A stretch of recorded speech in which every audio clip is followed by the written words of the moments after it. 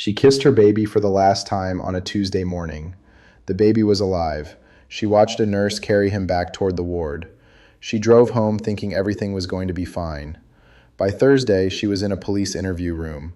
By the following spring, she was sitting in a courtroom, listening to a prosecutor describe her as a killer.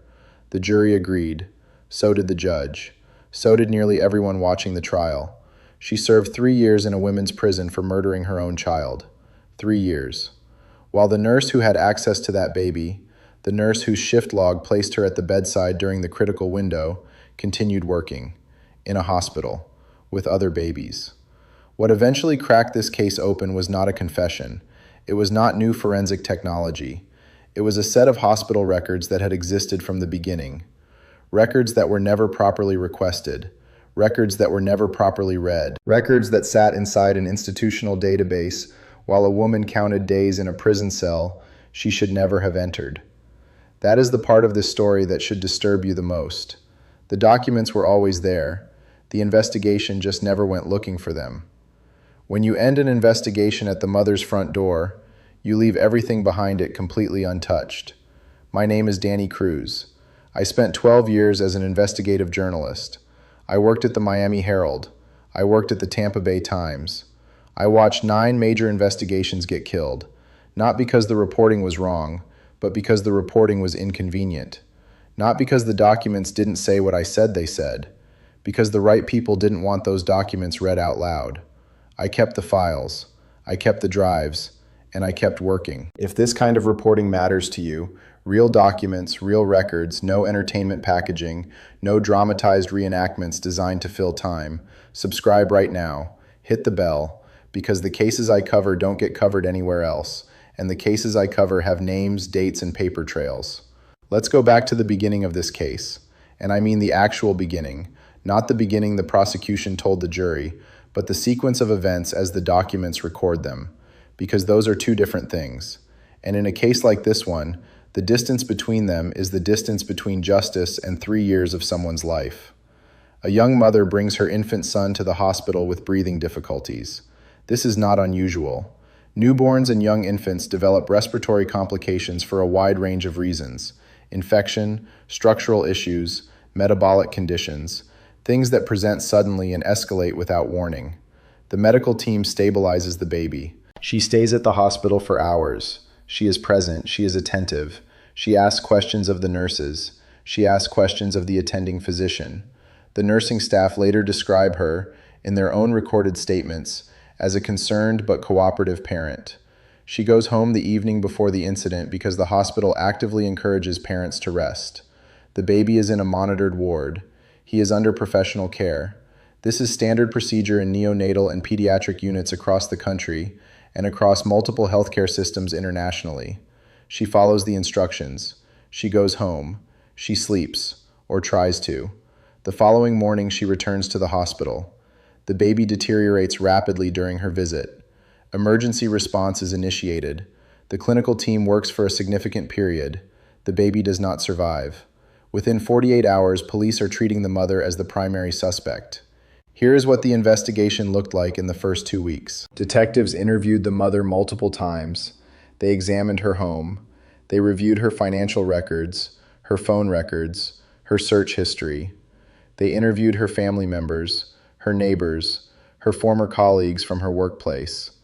They commissioned a forensic psychological assessment that profiled her risk factors and behavioral patterns. They built a comprehensive portrait of the mother, and then they used that portrait as the investigation. What they did not do, at least not with any rigor that shows up in the documented record, was examine the hospital environment as a potential crime scene. They did not systematically map which staff members had physical access to the baby during which specific windows of time. They did not pull the medication administration logs and cross-reference them against the nursing schedule for the ward. They did not look at whether any patterns existed in the ward's recent history of infant deteriorations. They did not interview the nurse who filed the internal complaint 14 months earlier. They did not interview the charge nurse who had flagged the anomaly. They did not interview the staff member who had transferred to another facility after raising concerns. The investigation followed the shape of its assumption. The assumption was that the mother did it. so the investigation looked for evidence that the mother did it. Everything else stayed in the periphery. Everything else stayed unchecked. The expert testimony at trial centered on the baby's injuries and the physiological mechanism of death. The prosecution's lead medical expert argued the findings were consistent with deliberate harm inflicted by someone with sustained and unsupervised access to the child. The defense challenged this. Their own retained expert argued the findings were consistent with a natural, if sudden and severe, medical deterioration, the kind of deterioration that can occur in a compromised infant without any third-party intervention. The jury sided with the prosecution. That is how jury systems work. Juries are not composed of scientists or medical professionals. They are human beings listening to two competing expert accounts and making a judgment about credibility, not pathology. And when the prosecution presents a confident expert and a coherent narrative, and the alternative is uncertainty and ambiguity, juries tend toward the story that answers the question.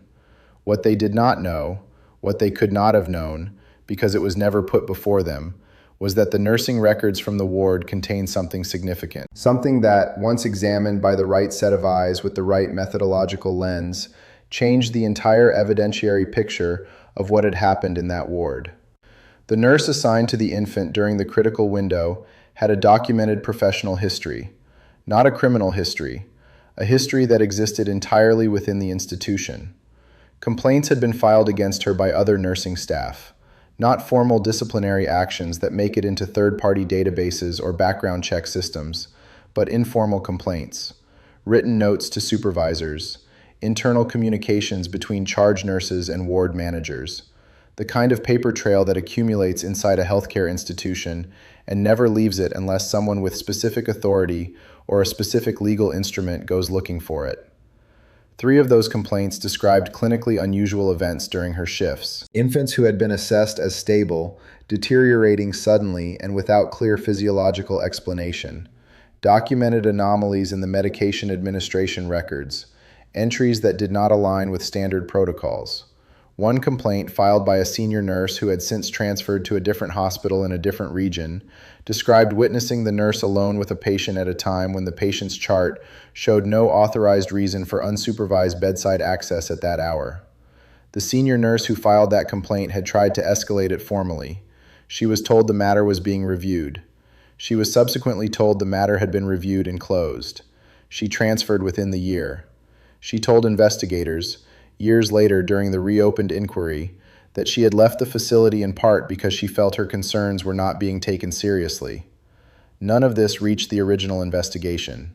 The detectives did not request the internal communications. They did not identify the nurse who had transferred and interview her.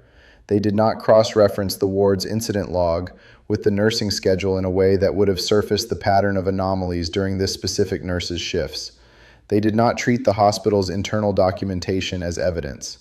They treated the hospital as a location and the nursing staff as background witnesses. The hospital, for its part, did not volunteer the information.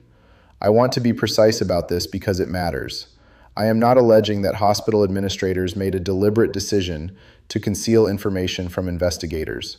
What I am saying, and what the documents support, is that when a death occurs on a ward and the police focus their investigation on a family member, the institution's attention follows the police focus.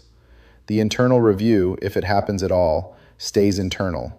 The complaints that were never formally escalated remain in the informal record. The access logs that were never requested remain in the database. The pattern that was never mapped remains unmapped. Institutions do not typically step into an active criminal investigation and say, "Here is our internal complaint file about one of our nurses. You should look at this." That is not the documented behavior of healthcare institutions in cases like this one. The documented behavior is to respond to what is requested and to release what is required. When nothing specific is requested about the internal nursing records stay internal. 3 years into the mother's sentence, a journalist filed a Freedom of Information request for the ward's incident logs covering a 4-year period preceding the infant's death. This was not initiated by a law enforcement agency. This was not part of any official reinvestigation. This was a single reporter who had read the full trial transcript, all of it, not the summaries, not the press coverage, the actual transcript, and noticed a specific discrepancy.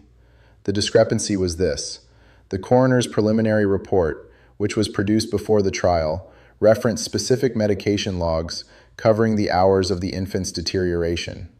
Those logs were described in the coroner's report as having been reviewed as part of the initial post-mortem investigation. Those same logs did not appear in the trial exhibits. They were not entered into evidence. They were referenced in a preliminary document that was technically part of the record, but that no one in the court proceedings had flagged as incomplete. That discrepancy was a thread. The journalist pulled it. What came back in the FOI response was not a complete release of all relevant documentation. Institutions respond to FOI requests with controlled, reviewed releases. They apply exemptions. They redact. They provide what they are legally obligated to provide in the form they choose to provide it. But what came back was enough. The incident log showed 3 separate entries from shifts worked by the same nurse, spanning a 14-month period. 3 entries describing unexpected deteriorations in infant patients during periods when she held primary responsibility for their care. One of those entries carried an internal flag. The flag indicated that the matter had been reviewed. The flag also indicated the review was closed without formal action, without third-party notification, and without any documented change to the nurse's duties or access. The journalist shared the documents with a forensic nurse consultant, a specialist in reviewing hospital records for evidentiary inconsistencies and systemic documentation failures. The consultant's analysis took 6 weeks. Her methodology was specific and verifiable. She cross-referenced the ward's electronic medication administration system against the handwritten nursing notes in the patient's paper chart. She mapped the access badge logs for every staff member against the recorded timeline of the infant's deterioration. She reviewed the anomaly entries in the incident log against the nursing schedule for the corresponding dates. Her written conclusion was 43 pages. Her primary finding was this: the medication administration timestamps recorded in the ward's electronic system did not align with the nursing entries recorded by hand in the patient's paper chart. The gap between those 2 records placed an unauthorized and undocumented medication interaction within the established window of the infant's critical deterioration. The nurse's electronic badge access log placed her at the bedside during that window. The visitor access log for the family lounge showed the mother present in the lounge during the same period. The mother was not at the bedside when the baby deteriorated. The access records confirmed it. Those access records had been sitting in the hospital's electronic system from the day the infant died. A formal appeal was filed based on 2 primary grounds. First, the non-disclosure of internal complaints against the nursing staff member, which constituted material evidence that was not put before the jury. Second, the failure of the original investigation to obtain, request, or properly analyze the electronic access records and medication administration logs, records whose existence was indicated in the coroner's preliminary report and whose content, properly analyzed, was directly relevant to the attribution of cause. Both grounds were accepted. The appeals court judgment was 67 pages. I read all of it. The language in appellate decisions is careful, measured, and designed to address law rather than generate headlines. But even within that constrained register, the judgment's characterization of the original investigation was unambiguous in its findings. The court found that the investigation had relied on a presumptive framework established early in the inquiry, that this framework was not meaningfully tested against available evidence sources, that the forensic review of the hospital environment was inadequate given the clinical setting and the documented access of multiple staff members to the deceased, that the failure to obtain and analyze the electronic access records represented a significant evidentiary gap that was never addressed before or during trial. What the judgment does not say, because no court judgment will say it, is that this woman lost 3 years of her life because detectives decided who did it within the first 48 hours and then built their investigation around that conclusion, that the documents which exonerated her were in a database the entire time, that the nurse whose badge log placed her at the bedside during the critical window continued to work in healthcare for years while the mother served a sentence for a crime the nurse committed. The nurse was charged following the appeal. The question of additional incidents during the intervening period remains under active investigation. The mother received a formal statement from the relevant authority. The statement expressed, in the specific language of official regret, what it described as profound concern at the circumstances of her conviction. She received a financial settlement. She gave one interview after her release. In that interview, she said three things that I believe belong in the documented record of this case. She said, "I never stopped believing the records would show the truth."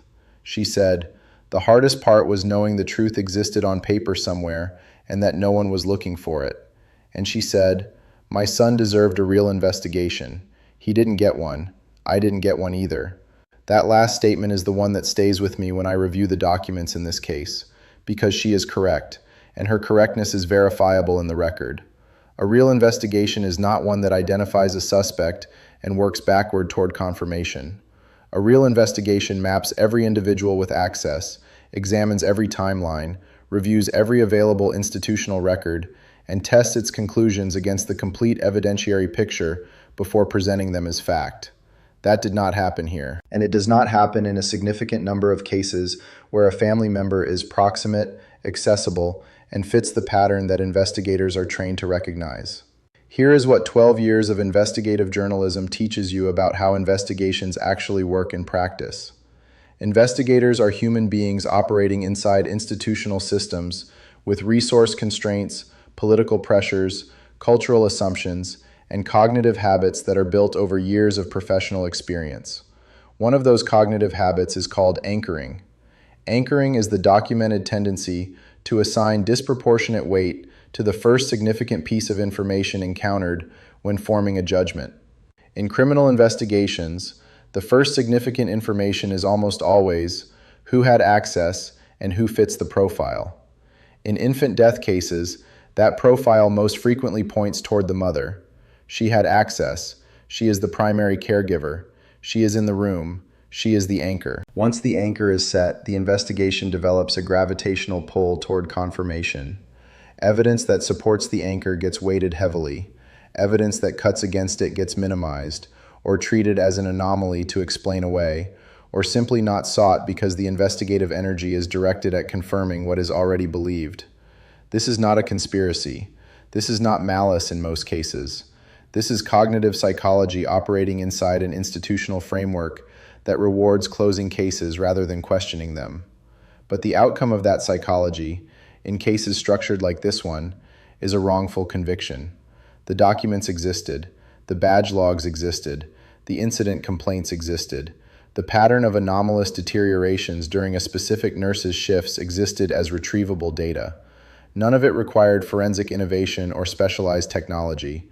It required someone to ask for it. It required someone to look at the hospital as part of the crime scene rather than as the backdrop to the crime. I don't have a badge, I have documents. And what documents teach you after enough time reading them is that the official story is almost never the complete story. The official story is the story the investigation was designed to produce. Behind it, in the logs, the timestamps, the access records, the internal complaint files, there is frequently a different story. Sometimes a story that contradicts the official one entirely.